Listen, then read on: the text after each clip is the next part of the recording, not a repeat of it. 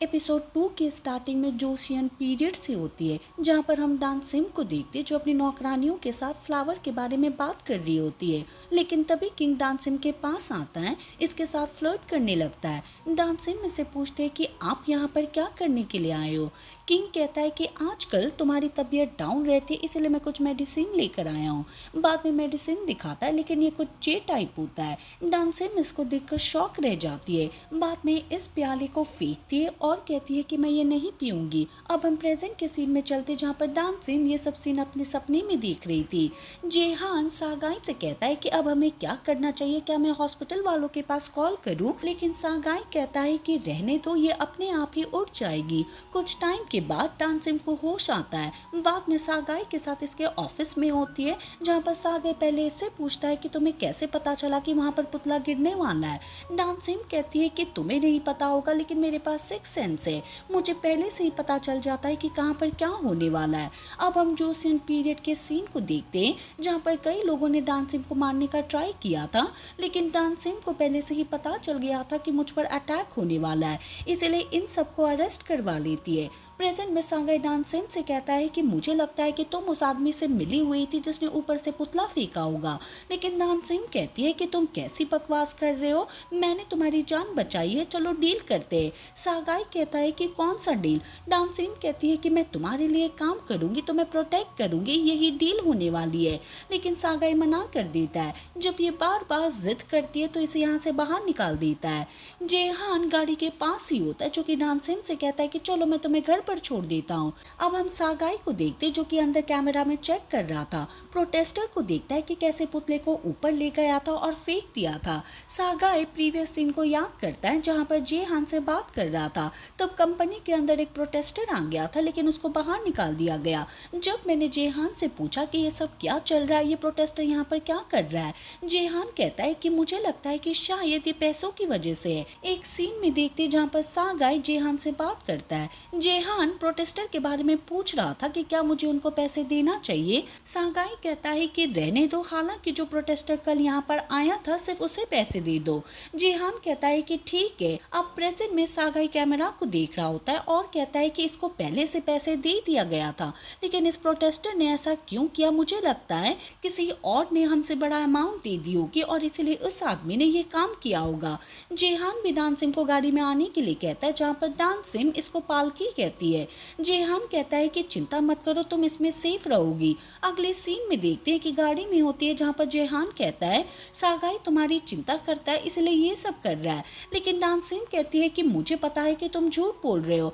तभी इसको चक्कर आने लगते हैं और जेहान से कहती है कि पालकी स्लो कर लो, मैं इतनी ज़्यादा तेज पालकी में कभी नहीं बैठी। लेकिन जब जेहान स्पीड चेक करता है, जो कि सिर्फ 20 किलोमीटर पर आवर होती है। अगले सीन में डालसू को देखते हैं, आज इसका बर्थडे होता है, सभी इससे मिलने के लिए आए हुए थे। फैमिली वालों में हम देखते हैं कि मुंडो तो होता है, जो कि जिसके बारे में पहले से बात कर चुके हैं, लेकिन साथ में सागाई की दो आंटी भी होती है। एक का नाम जू रैन होता है, जो कि सबसे बड़ी है, और दूसरी आंटी जू मी होती है। बात करते करते हमें पता चलता है कि डालसू सबसे ज़्यादा मुंडो को लाइक करता है, क्योंकि हम 17 साल पहले के सीन को देखते हैं, जहाँ पर डालसू मरने जा रहा था, इसे लीवर की ज़रूरत होती है। अपने फैमिली मेम्बर से पूछता है, लेकिन इन्होंने कोई ना कोई वजह बता दी थी और मना कर दिया। लेकिन मुंडो पास में ही होता है, जो कि कहता है कि मैं आपको लीवर दे सकता हूँ। प्रेजेंट में सभी मुंडो की वाहवाही करते हैं, लेकिन मुंडो कहता है कि मैंने कुछ बड़ा काम नहीं किया था, आप भी कर सकते थे, लेकिन आपके पास अपनी वजह थी, इसलिए इस बारे में बात मत करो। सभी सागाई की चेयर को देखते हैं, जो कि यहाँ पर नहीं आया था। दूसरी ओर जेहान को देखते, जो कि डांस सिंह को अपार्टमेंट के पास छोड़ देता है और कहता है कि अपना ट्रीटमेंट करवा लेना, पुतली की वजह से तुम शॉक में चली गई हो। डांस सिंह बाद में अपार्टमेंट के अंदर आने लगती है, हालांकि कोई भी यहाँ पर नहीं होता। तभी लैंडलॉर्ड बाहर आता है और कहता है कि तुम कहाँ पर रह गई थी, तुम्हारी दादी अंदर तुम्हारा वेट कर रही है। बाद में हम इसकी दादी से मिलते हैं, जिसका नाम ओके सुन होता है। डांस सिंह इसके पास आती है। ओके सुन कहती है कि मैंने तुम्हारे लिए खाना बनाया, जो कि ढेर सारा होता है। बाद में डांस सिंह इन सभी को टेस्ट करती है। ओके सियोन बाद में बाहर आती है, डांस सिंह से बात करती है, कुछ पैसे देती है और कहती है कि तुम बहुत ज़्यादा मेहनत करती हो, लेकिन मुझे तुम पर प्राउड है, अपना ख्याल रखना, मेरे बारे में चिंता मत करना, मेरा रेस्टोरेंट अच्छा चल रहा है। बाद में चली जाती है। दूसरी ओर डालसो की फैमिली को देखते जो डिनर कर रहे थे। तभी यहाँ पर सागाई भी आता है। सागाई के साथ इसकी फैमिली अच्छी बिहेव नहीं करती, इसको क्रिटिसाइज कर रही होती है। बाद में सागाई जेहान से बात करता है। जेहान सागाई से कह रहा होता है कि मुझे लगता है कि हमें इस पुतले वाले केस को पुलिस के पास सौंप देना चाहिए, वो इसकी जांच करेगा, क्या तुम्हें किसी पर डाउट है? सागाई अपनी फैमिली को देखता है और कहता है कि डाउट तो है, मेरे आसपास सिर्फ मेरी एनिमी है। जब दोनों गाड़ी में जा रहे थे तब सागाई जेहान से कहता है कि डांसिम मुझे 2 बार मिल चुकी है, ये कोई कोइंसिडेंस नहीं होना चाहिए, तुम उसके बैकग्राउंड की चेक करो। अगले सीन में डांसिम को देखते जो कि अपने रूम में आती है, लेकिन ये बहुत ही छोटा होता है, यहाँ पर विंडो भी नहीं होती। बाद में लैंडलॉर्ड से बात करती है लेकिन ये इसको चेंज नहीं कर सकता। डांसिम अंदर आकर बैठ जाती है लेकिन साइड वाला जो रूम होता है वहां से कोई थप थप कर रहा होता है। डांसिम भी सेम चीज करती है और लगातार करती रहती है। इसका नेवर डोर ओपन करता है, नॉक करने लगता है। अब डांसिम बाहर आते हैं। नेवर यहाँ पर ग्वांग नाम होता है जो कि इससे कह रहा होता है कि तुम क्या कर रही हो, हमेशा यहाँ पर फाट करती रहती हो। डांसिम इसकी वैसे ही इंसल्ट करती है जैसे इसने दूसरे लोगों की थी। यहाँ पर जो और नेबर्स होते इसकी बातों को सुनकर बहुत ही हैप्पी हो गए थे। सागाई को देखते जो कि अपने घर पर होता है, शावर ले रहा था, लेकिन डांसिम के सीन को याद करता है कि हम कैसे 2 बार कल सामने आ गए थे। अब हम डांसिम को भी देखते जो अपने रूम के अंदर बैठी हुई थी। तभी एक जोशियन पीरियड के सीन को याद करती है जहाँ पर ये पैलेस में आते हैं, लेकिन उस टाइम सिर्फ नौकरानियां ही होती है, जहाँ पर जो दूसरी नौकरानी होती है इसको टॉर्चर करती है और नीच जाति की कहती है। इसको पकड़ती है और बाहर लेकर एक बॉक्स के अंदर डाल देती है, ऊपर पत्थर रख दिया था। डांसिम मदद के लिए चिल्लाती है लेकिन कोई भी नहीं आता। दूसरी ओर हम सागाई को देखते, ये भी जोशियन टाइम के सीन को याद कर रहा होता है जहाँ पर ये बाहर लेटा हुआ था, लेकिन तभी कोई मदद के लिए चिल्ला रहा होता है। सागाई अपने मास्क को पहनता और सीन कट हो गया था। रात को डांसिम को देखते जो रूम को चेक कर रही होते और यहाँ पर सियोरी की डायरी को देख लेती है, जहाँ पर सियोरी ने अपनी पूरी लाइफ के बारे में लिखा हुआ था कि मैं कितनी यहाँ पर मिजरेबल हूँ, कैसे मुझे सीन में काम करने के लिए कहा जाता है लेकिन कोई भी मुझे याद नहीं करता, मैं जो कुछ भी यहाँ पर कर रही हूँ अपनी दादी के लिए कर रही हूँ। डांसिम इस कहानी को सुनकर ऊपर आ जाती है, यहाँ से जंप करना चाहती है, लेकिन अपने आप से कहती है कि मैं ऐसा नहीं करूँगी, मैं यहाँ पर मरने के लिए नहीं आई हूँ, देखते जाओ कि मैं कैसे यहाँ पर अपनी लाइफ को ठीक कर दूंगी और मैं जिसकी बॉडी के अंदर हूँ, जिसका नाम सियोरी है, उसको मैं रिस्पेक्ट दिलाऊंगी। बाद में सियोरी की ड्रेस को लेती है, अगले सीन में अपने आप को चेंज कर लेती है। हम यहाँ पर कई सीन को देखते हैं जहाँ पर ये फोन पर जोशियन टाइम की हिस्ट्री को देखती है। ये छत पर आती है, कपड़े धोती है, हालांकि पास में एक रिपोर्टर होता है जो कि इसकी फोटो लेने लगता है। डांसिम को इसका आभास पहले ही हो गया था और इस पर एक छड़ी फेंक कर मारती है। सभी लोग ये देखकर इम्प्रेस हो जाते हैं। हम ग्वांग नाम को भी देखते जो कि हर बार सियोरी की चीजें चुराया करता था, लेकिन इस पर डांसिम को पता चल गया था और इसके हाथ को पकड़ लेती है। ये देखकर सभी इसके लिए क्लैप करते हैं। अगले सीन में मुंडो को देखते जो कि जुंग ह्यून से मिलने के लिए आता है, जो कि एक साइकेट्रिस्ट होता है। इसने अपना नया क्लिनिक ओपन किया, इसलिए मुंडो इसके लिए एक पौधा लेकर आता है। मुंडो सागाई के बारे में बात करने लगता है कि आजकल वो कैसे रहता है और सागाई अपने फ्रेंड जुंग ह्यून से मिलने के लिए आता है। जुंग ह्यून पौधे को देखता है। सागाई कहता है कि मुंडो ऐसा नहीं था, उसने कुछ पैसे नहीं दिया, इसके बजाय पैसे दे देता, लेकिन जुंग ह्यून दिखाता है और कहता है कि देखो उसने पैसे भी दिए। वैसे तुम्हारी कहानी के बारे में क्या, कैसी वो लड़की तुम्हारी गाड़ी के सामने आ गई थी और बाल बाल बच्ची कैसे उसने तुम्हें बचाया भी था। तब सागाई बताता है कि मैंने एक ड्रीम देखा, मैं जोसियन पीरियड में था, लेकिन तभी कोई मदद के लिए चिल्ला रहा था, मैं उसका चेहरा नहीं देख पाया कि वो कौन है। जुंग ह्यून कहने लगता है कि मुझे लगता है कि प्यार का साइन है, अब तुम्हें प्यार कर लेना चाहिए, लेकिन सागाई इसकी बात पर भरोसा नहीं करता। हालांकि मुंडो को देखते जो कि पहले पौधे लेकर आया था, उसमें एक रिकॉर्डर होता है और इनकी सारी बातें सुन रहा था। दूसरी ओर डांसिम को भी देखते जिसके पास पैसा नहीं होता, इसलिए सागाई से मिलने की प्लानिंग बनाती है। सागाई को देखते जो कंपनी में आता है, हालांकि डांसिम यहाँ पर छिपी हुई थी, इसको देखकर इसकी और भागती है, लेकिन सिक्योरिटी गार्ड इसको पकड़ लेता है।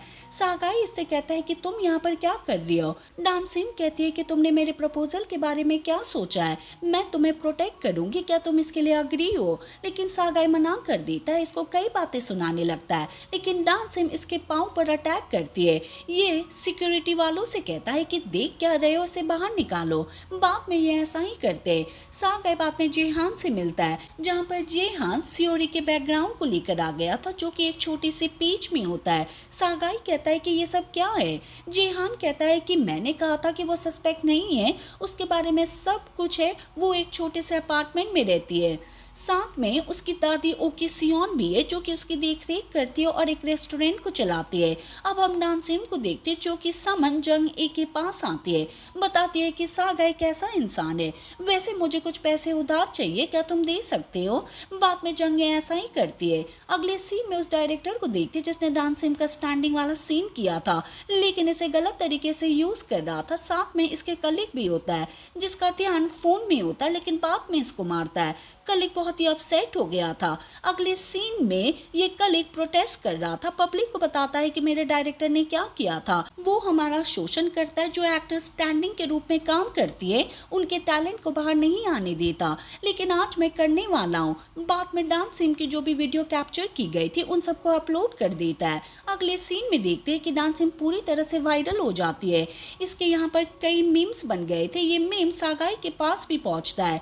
इसको अपने एडवर्टाइजमेंट के रूप में किसी की फेस की जरूरत थी, जो कि हम पिछले एपिसोड में देख चुके थे। बाकी लोग इसको स्पोक पर्सन बनाने की बात करते हैं, लेकिन सागाई इसके लिए साफ मना कर देता है। दूसरी ओर डांसिम को भी देखते, जो कि मार्केट में आ जाती है, जहाँ पर समन के पैसों से पहली चीज खाती है और इसे बहुत ही डिलीशियस लगती है। बाद में सभी पैसे खाने में खर्च कर देती है। हालांकि यहाँ पर पार्ट टाइम के रूप में एक नोटिस को देखती है। बाद में कई शॉप में आती है, लेकिन इसके बोलने के लहजा सही नहीं होता, इसलिए सभी इसको बाहर निकाल देते हैं। सागाई अपने दूसरे कलीग से फिर से बात करता है, लेकिन ये भी डांसिम की वायरल वीडियो के बारे में ही बात कर रहे थे और उसको अपने कंपनी के साथ लाने के लिए कहता है। दूसरी ओर डांसिम को देखते, जो कि यहाँ पर पार्ट टाइम नोटिस को देख रही होती है, लेकिन इन सबको फाड़ती है।